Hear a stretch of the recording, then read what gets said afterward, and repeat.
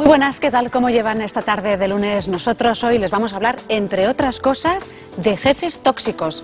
¿Has tenido alguna vez un jefe tóxico, Juanjo?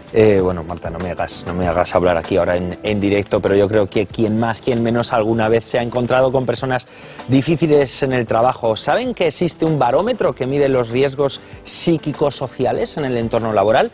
Es el barómetro Cisneros y de él nos hablará el profesor y psicólogo Iñaki Piñuel. También tendremos tiempo para hablar de la felicidad, a la que cada día y como norma le dedicamos 4 minutos, más o menos el tiempo que también tardaremos en resolver la encuesta de hoy que les planteábamos y que en nuestro tramo final resolveremos con la ayuda de todos ustedes. Pues entramos enseguida en materia, hablamos de los riesgos en nuestro entorno laboral y las consecuencias de sufrir una mala gestión a la hora de organizar una empresa. Tenemos con nosotros a uno de los mayores expertos en riesgos psicosociales en el trabajo. Estamos junto a Iñaki Piñuel, pionero en la investigación y divulgación del acoso psicológico o mobbing y autor de la dimensión interior que tenemos aquí. La primera pregunta es obligada. Bueno, primero buenas tardes. Buenas tardes. Y la primera pregunta es obligada. Explíquenos exactamente qué es eso de la dimensión interior. Bueno, en una frase muy sencilla es cuando el trabajador se encuentra en el trabajo de cuerpo presente y de mente ausente. Es decir, está ahí trabajando, pero su mente está en otro lado, su motivación ya no está, sus ganas de trabajar se fueron y eso pues lógicamente produce para ese trabajador una serie de efectos psíquicos y para la organización una pérdida de rentabilidad y de productividad que tampoco es interesante. ¿Cómo podemos identificar un entorno tóxico en el trabajo? Bueno, hablamos de entornos psicológicamente o psicosocialmente tóxicos, aquellos que hacen que los trabajadores sufran. Ese sufrimiento en el ámbito laboral se trivializa, se banaliza, un poco como tantos otros problemas sociales que se han venido analizando y que hemos ido descubriendo en el último siglo. Y esa trivialización y banalización hace que con el tiempo tengamos que aclimatarnos a esas condiciones laborales, muchas veces inadmisibles, inaceptables, injustas, incluso muchas de ellas que son claramente ilegales, que no están cubiertas por la legislación y lo que permite la actual regulación laboral, pero que sin embargo producen daños en los trabajadores y esos trabajadores se convierten tarde o temprano en víctimas de estos entornos que llamamos psicológica o psicosocialmente tóxicos. Profesor, pero el hecho de organizarse, las organizaciones podrían frenar este mal ambiente de alguna manera. No solo podrían, sino que están obligadas a hacerlo, porque la ley actual establece en la organización una posición de garante. No vamos a un trabajo que esté desregulado. Las empresas tienen cierta libertad de organizar el factor dispositivo en la producción, pero sí tienen que garantizar que determinados riesgos laborales estén cubiertos. No solamente el de caerse por un andamio, el de lastimarse, el de estar expuesto a una sustancia radioactiva o tóxica, sino también estos riesgos que proceden de las relaciones humanas en el trabajo, muy claramente, a veces de relaciones que se convierten en relaciones tóxicas, y eso es lo que lleva a que tarde o temprano muchos de estos trabajadores queden en situaciones de incapacidad laboral transitoria o a veces definitiva, porque se puede dañar muy gravemente. Profesor, en su libro hace hincapié a un síndrome, el síndrome del superviviente. Bueno, esto está ahora muy a la orden del día. Los trabajadores, cuando saben que en una empresa sobran 500 y no sabemos muy bien quiénes se van a ir a la calle, pues se desencadena esto que yo he denominado síndrome del superviviente, que está bastante investigado en algunos países y que consiste pues en que sale lo peor de la naturaleza humana, es decir, que los compañeros de trabajo, antiguos compañeros, se convierten en mutuos depredadores, intentan perjudicar el trabajo del otro, justamente para intentar sobrevivir a ese ERE, para intentar que sea yo el que me quede y el otro el que se va. Eso pues termina con la cooperación, con la colaboración, con el valor añadido, con el trabajo en equipo, y esto además de ser un problema de sufrimiento humano, que lo es también un problema para la organización en la que esto se produce. Fue una de las primeras personas en España que pronunció la palabra mobbing, ¿no? De hecho, fue uno de los primeros que habló en un libro ampliamente y ahora, pues quizás lo del mobbing más o menos la gente ya sabemos de qué se trata, pero ¿existe más mobbing ahora? Sí, sabemos que en los últimos años, sobre todo a partir de 2007 en adelante, con el amanecer de los primeros coletazos de la crisis, han ido incrementándose las tasas de acoso en España. Esto se debe a varios fenómenos, pero uno principal es el hecho de que los trabajadores se ven obligados a tragar, entre comillas, con estas situaciones, tienen más miedo de denunciarlas, de hacerles frente, y eso pues es aprovechado, desgraciadamente, por algunos compañeros, jefes sin escrúpulos, que aprovechan para entre comillas, vamos a decirlo, sacar la mano a pasear, maltratar, hostigar, perseguir o arrinconar a esos trabajadores que son siempre las víctimas de mobbing, aquellos que por alguna razón son o se han vuelto amenazantes para los que los acosan. Es cierto que las tasas de mobbing se han incrementado con la crisis. Estamos hablando de riesgos psicosociales, de lo que le afecta a uno pues estar en un entorno de trabajo hostil, pero más hostil es estar sin trabajo, ¿no?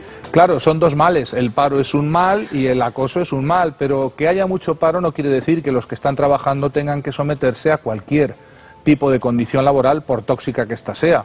Es cierto que ahí queda un consuelo, por lo menos tengo trabajo, pero fíjate que eso es el factor que está explicando el agravamiento de muchos entornos laborales, este mal clima, este enrarecimiento y en algunos casos cómo las tasas de acoso avanzan gracias a la irrupción de determinados directivos, vamos a decir sin escrúpulos, lo que llamamos killers, que son realmente los que en la crisis muchas veces están valorados porque son los especialistas en quitar de la circulación, cortar, reducir, cortar cabezas y lo hacen muy bien porque precisamente carecen de ese tipo de emoción o de empatía. Y porque los han contratado para ello, ¿no? Además, son contratados muchas veces para ello y si no, promocionan gracias a que son así. Pero claro, nos ponemos en el tema práctico, profesor, y si tenemos un trabajo con un jefe hostil o tóxico, ¿qué podemos hacer? Bueno, hay que hacer frente, no es admisible, no entra en el sueldo el ser maltratado, no entra en el sueldo el ser humillado. No entra en el sueldo tener que sufrir en el trabajo condiciones que rompen con toda la dignidad humana y cualquier tipo de fundamentación humana, humanizadora. Y luego además está la ley. Sabemos que desde el año pasado, con la entrada en vigor del nuevo Código Penal, hay una nueva legislación que impide que uno sea maltratado, por lo menos se puede denunciar. Ahí está también la inspección de trabajo, tenemos la obligatoriedad de evaluar y prevenir cualquier tipo de riesgo psicosocial y de intervenir si existen casos de acoso. Es decir, no vamos a una selva, vamos a trabajar en un entorno civilizado donde no es admisible que se maltrate a nadie.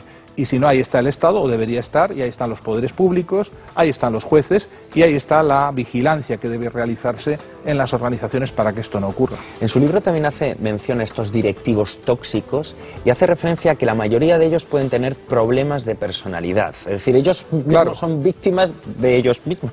Bueno, sí, pero las víctimas son los demás, sobre todo. Es cierto que hemos identificado que no basta ser cualquiera para acosar o para maltratar, para ser un jefe tóxico. Muchas veces lo que nos encontramos es con trastornos paranoides de la personalidad, con directivos que son lo que cualificamos técnicamente como personalidades psicopáticas, personalidades muy inquietantes porque están ahí, fríos, calculadores, con una imagen pública excelente, caen bien a todo el mundo, con una capacidad de seducción formidable, pero que son muy eficaces a la hora de eliminar o depredar a aquellos que se ponen en medio de su objetivo, que siempre es alcanzar el poder cuanto antes, ¿no? Y ese tipo de directivos están a la orden del día. Son tres tipos, ¿no? Más o menos los que establece el narcisista. Así, el trastorno narcisista de la personalidad está detrás, los directivos que se miran en el espejo del auditorio, que buscan con un comportamiento arrogante, prepotente, buscan siempre pues subordinados muy sumisos, muy mediocres, que no les hagan sombra. Y claro, cuando aparece algún paracaidista por allí, alguno que puede ser amenazante, pues suele ser víctima del acoso o de otras tecnologías para eliminarlo limpiamente. Y después también, bueno, ocurre el caso de el paranoide, ¿no? O el que ya realmente ya tiene asumido que tiene poder y eso le aísla, ¿no? Eso es... Claro, el directivo paranoide ve en todos los comentarios, en los demás, posibles ataques, posibles comentarios perjudiciales para ellos y claro, desencadena lo que llamamos ataques preventivos. Atacan antes de recibir ese supuesto ataque, por tanto se convierten en directivos tóxicos. Hay un dato muy interesante y curioso que es cuanto más arriba vamos en el escalafón jerárquico de las empresas y organizaciones, mayores dosis de paranoidismo encontramos en los cuadros directivos. Por tanto, también la función hace incrementar la desconfianza y la sensación de peligro y la actitud paranoide o referencial en la vida. Y ese riesgo también lo tienen, permíteme, los trabajadores que en un momento dado ascienden y adquieren un cargo de... Claro, es muy interesante esa reflexión. Sabemos, por ejemplo, que el poderoso modulador que es el poder para la personalidad. Sabemos que el poder produce cambios permanentes en la personalidad.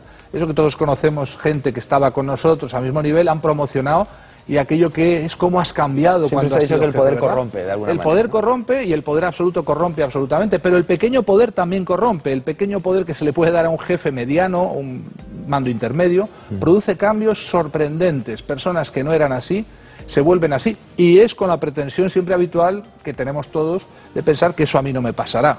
Eso le pasa a otros y ciertamente nos pasa a todos una vez que accedemos a determinadas cotas de poder. Eso es el peligro. Pero luego lo que ocurre también, ¿no?, en según qué empresas, es que una vez has tenido un cargo de responsabilidad, se da una vuelta a la tortilla y esa persona vuelve al sitio en el que estaba. Quizá ya no tienen esos privilegios, ¿no? Claro, entonces eso escalones. psicológicamente también tiene que ser devastador, ¿no? Es muy fácil subir escaleras y es muy difícil bajarlas. Y luego aquellos directivos, sobre todo, que se ven después en situaciones de descenso de escaleras, pues entran en problemas psicológicos. Se identifican tanto con su rol profesional, con su puesto de trabajo, sobre todo eso de que soy un directivo, soy un director general, que luego no saben quiénes son. Esa identificación es terrible y termina siendo muy perjudicial. Los psicólogos sabemos muy bien lo que es tratar después en la clínica, en la psicoterapia, con ese tipo de directivos que fueron todo y que de repente no son nada y por tanto ya no saben quiénes son.